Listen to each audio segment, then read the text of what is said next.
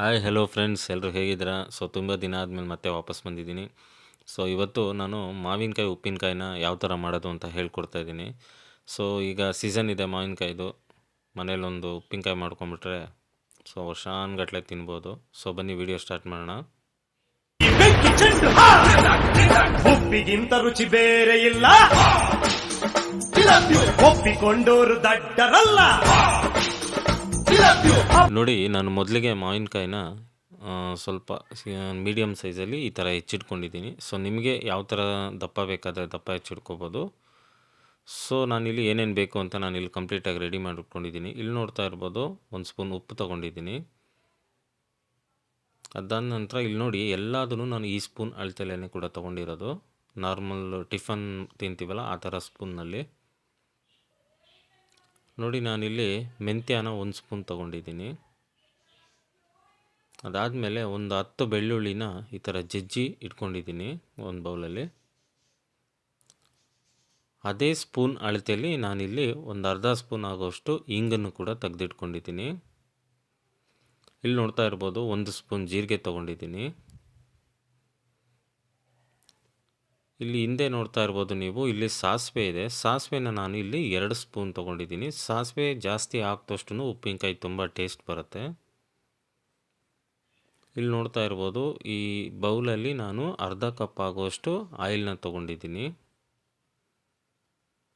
ಅದಾದಮೇಲೆ ಹಿಂದೆ ನೋಡ್ಬೋದು ನೀವು, ಇಲ್ಲಿ ಅಚ್ಚ ಖಾರದ ಪುಡಿ ನಾನಿಲ್ಲಿ 3 ಸ್ಪೂನ್ ಆಗೋಷ್ಟು ತೊಗೊಂಡಿದ್ದೀನಿ. ಹಾಗೆ ನೆನಪಿರಲಿ ಫ್ರೆಂಡ್ಸ್, ಮಾವಿನಕಾಯಿನ ನೀವು ಕಟ್ ಮಾಡುವಾಗ ನೀರನ್ನು ಕೂಡ ಉಪ್ಪಿನಕಾಯಿ ಆಗೋವರೆಗೂ ಒಂದು ಚೂರು ಕೂಡ ನೀರನ್ನ ನಾವು ಸೋಕಿಸ್ಬಾರ್ದು. ನೋಡಿ, ನಾನಿಲ್ಲಿ ಹೀಗೆ ಹೆಚ್ಚಿಟ್ಕೊಂಡಿದ್ದೀನಿ. ಈಗ ನಾವು ಇದನ್ನು ಒಂದು ಪಾತ್ರೆಗೆ ಹಾಕ್ಕೊಳ್ಳೋಣ ಬನ್ನಿ. ನೋಡಿ, ನಾನಿಲ್ಲಿ ಒಂದು ಪಾತ್ರೆ ಎತ್ತಿಟ್ಕೊಂಡಿದ್ದೀನಿ. ಇದನ್ನು ಕೂಡ ನೋಡ್ತಾ ಇರ್ಬೋದು, ನೀರು ಸ್ವಲ್ಪನೂ ಕೂಡ ಇಲ್ಲ ಪಾತ್ರೆಯಲ್ಲೂ ಕೂಡ.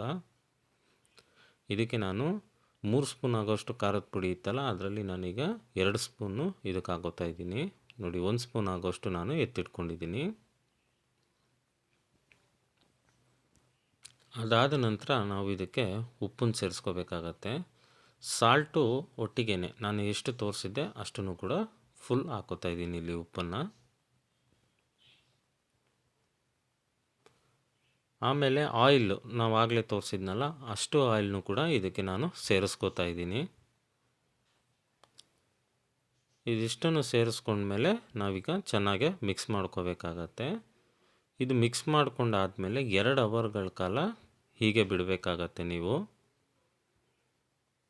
ಎಷ್ಟು ಚೆನ್ನಾಗಿ ಮಿಕ್ಸ್ ಮಾಡ್ಕೋತೀರಾ ಅಷ್ಟು ಚೆನ್ನಾಗೆ ಉಪ್ಪಿನಕಾಯಿ ಬರುತ್ತೆ ಟೇಸ್ಟು. ನೋಡಿ, ಅದು 2 ಅವರ್ ಆಗಿದೆ. ಈಗ ನಾನು ಇದಕ್ಕೆ ರೆಡಿ ಮಾಡ್ಕೋತಾ ಇದ್ದೀನಿ ಮಸಾಲೆನ. ನೋಡಿ, ಇಲ್ಲಿ ನಾನು ಜೀರಿಗೆನ ಹುರಿಯೋಕೆ ಇಟ್ಕೊಂಡಿದ್ದೀನಿ. ಅದಾದಮೇಲೆ ಮೆಂತ್ಯ ಕಾಳನ್ನ ಹಾಕ್ಕೊಂಡಿದ್ದೀನಿ. ಅದಾದಮೇಲೆ 2 ಸ್ಪೂನ್ ಆಗೋಷ್ಟು ನಾನೇನು ಸಾಸಿವೆ ಹಾಕ್ಕೊಂಡಿದ್ದೆ ಅದನ್ನು ಕೂಡ ಹಾಕ್ಕೊಂಡು ಚೆನ್ನಾಗೆ ಹುರ್ಕೋತಾ ಇದ್ದೀನಿ. ನೋಡಿ, ಇದನ್ನು ತುಂಬ ಹೈ ಫ್ಲೇಮಲ್ಲಿ ಇಟ್ಕೋಬೇಡಿ, ಲೋ ಫ್ಲೇಮಲ್ಲಿ ಇಟ್ಕೊಂಬಿಡಿ. ನೋಡಿ, ಈಗೆಲ್ಲ ಚೆನ್ನಾಗೆ ಜೀರಿಗೆ, ಸಾಸಿವೆ, ಮೆಂತ್ಯ ಕಾಳೆಲ್ಲ ಚೆನ್ನಾಗೆ ಹುರ್ಕೊಂಡಿದ್ದೀನಿ. ಈಗ ಇದನ್ನು ನಾನೊಂದು ಪ್ಲೇಟಿಗೆ ಹಾಕೋತಾ ಇದ್ದೀನಿ. ಇಷ್ಟೇ ಬೇಕಾಗಿರೋದು. ಇದನ್ನು ನಾವು ಒಂದು ಮಿಕ್ಸರ್ಗೆ ಹಾಕ್ಕೊಂಡು ನೀರು ಹಾಕ್ಕೊಳ್ದಲ್ಲೇ ರುಬ್ಕೋಬೇಕಾಗತ್ತೆ. ಇದನ್ನು ಜಸ್ಟ್ ಪೌಡರ್ ಥರ ಮಾಡಿಕೊಂಡ್ರೆ ಆಗೋಯಿತು. ನೆಕ್ಸ್ಟ್ ಇಲ್ಲಿ ನಾನು ಒಗ್ಗರಣೆಗೆ ರೆಡಿ ಮಾಡ್ಕೋತಾ ಇದ್ದೀನಿ. ನೋಡಿ, ನಾನಿಲ್ಲೊಂದು 3 ಸ್ಪೂನ್ ಆಯಿಲ್ ಹಾಕ್ಕೊಂಡು ಜಜ್ಜಿಟ್ಕೊಂಡಿರೋಂಥ ಬೆಳ್ಳುಳ್ಳಿನ ಇದಕ್ಕೆ ಸೇರಿಸ್ಕೋತಾ ಇದ್ದೀನಿ. ಅದಾದಮೇಲೆ ಒಣಮೆಣಸಿನ್ಕಾಯಿ ಒಗ್ಗರಣೆಗೆ ಚೆನ್ನಾಗಿರುತ್ತೆ ಸ್ಮೆಲ್, ಫ್ಲೇವರು. ನೀವು ಕೂಡ ಹಾಕ್ಕೊಂಡ್ರೆ ಚೆನ್ನಾಗಿರುತ್ತೆ. ಅದಾದಮೇಲೆ ಇಂಗು, ನಾನು ಸ್ಟಾರ್ಟಿಂಗ್ಗೆ ವೀಡಿಯೋದಲ್ಲಿ ತೋರಿಸೋದ್ನಲ್ಲ, ಇಲ್ಲಿ ಇಂಗಿದೆ ನೋಡಿ. ಇಂಗನ್ನ ಈ ಟೈಮಲ್ಲಿ ನಾವು ಸೇರಿಸ್ಕೋಬೇಕಾಗತ್ತೆ. ಸೇರಿಸ್ಕೊಂಡ ನಂತರ ಚೆನ್ನಾಗಿ ಒಂದು ಸಲ ಮಿಕ್ಸ್ ಮಾಡ್ಕೊಂಬಿಡಿ. ಲೋ ಫ್ಲೇಮಲ್ಲಿರಲಿ, ತುಂಬ ಹೈ ಫ್ಲೇಮ್ ಇಟ್ಕೋಬಾರ್ದು. ಇದಾದಮೇಲೆ ನಾವೇನು ಅದನ್ನು ರುಬ್ಬಿಟ್ಕೊಂಡಿದ್ವಲ್ಲ ಪೌಡ್ರು, ಅದನ್ನು ನೋಡಿ ನಾನೀಗ ಮಿಕ್ಸ್ ಮಾಡ್ಕೋತಾ ಇದ್ದೀನಿ. ನೀವು ಆಗಲೇ ವೀಡಿಯೋದಲ್ಲಿ ನೋಡ್ಬೋದು, ನಾನು 1 ಸ್ಪೂನ್ ಆಗೋಷ್ಟು ಅಚ್ಚ ಖಾರದ ಪುಡಿನ ಎತ್ತಿಟ್ಕೊಂಡಿದ್ದೆ, ಅದನ್ನು ಕೂಡ ಈ ವಿಡಿಯೋಗೆ ಹಾಕ್ಕೊಂಡಿದ್ದೀನಿ. ಈಗ ಕಂಪ್ಲೀಟಾಗಿ ಆಫ್ ಮಾಡಿ ಅದನ್ನು ನಾನೀಗ ಉಪ್ಪಿನಕಾಯಿ ಜೊತೆ ಮಿಕ್ಸ್ ಮಾಡ್ಕೋತಾ ಇದ್ದೀನಿ. ಬಿಸಿ ಇದ್ದಾಗಲೇ ಹಾಕ್ಕೊಳ್ಳಿ, ಏನೂ ತೊಂದರೆ ಇಲ್ಲ, ತುಂಬ ಚೆನ್ನಾಗಿ ಬರುತ್ತೆ. ನೋಡಿ, ನಾನೀಗ ಚೆನ್ನಾಗಿ ಮಿಕ್ಸ್ ಮಾಡ್ಕೊಂಡಿದ್ದೀನಿ. ಇದನ್ನು ಏನಪ್ಪ ಮಾಡಬೇಕು ಅಂದರೆ, ಕೆಳಗಡೆ ಒಂದು ಬಟ್ಟೆನ ಇಟ್ಕೊಂಡು ಅದ್ರ ಮೇಲೆ ಗಾಳಿ ಮತ್ತು ನೀರು ಸೋಕ್ತಾ ಇರೋವಂಥ ಜಾಗದಲ್ಲಿ ಚೆನ್ನಾಗಿ ಟೈಟಾಗಿ ಇದನ್ನು ಕಟ್ಟಿ ಇಟ್ಬಿಡಿ.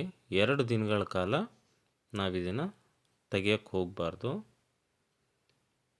ಎಷ್ಟು ಸಾಧ್ಯನೋ ಅಷ್ಟು ಗಟ್ಟಿ ಕಟ್ಬಿಟ್ಟು ಎತ್ತಿಟ್ಬಿಡಿ.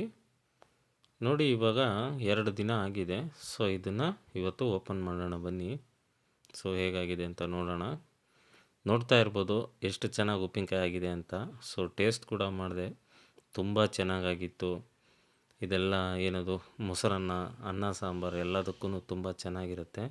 ಸೊ ನೀವು ಕೂಡ ಇದೇ ಥರ ಮಾಡಿ ಮತ್ತು ಹೇಗಿದೆ ಅಂತ ನನಗೆ ಕಾಮೆಂಟ್ ಮಾಡಿ. ಸೊ ದಯವಿಟ್ಟು ನನ್ನ ಚಾನಲ್ನ ಸಬ್ಸ್ಕ್ರೈಬ್ ಮಾಡ್ಕೊಳ್ಳಿ. Thank you.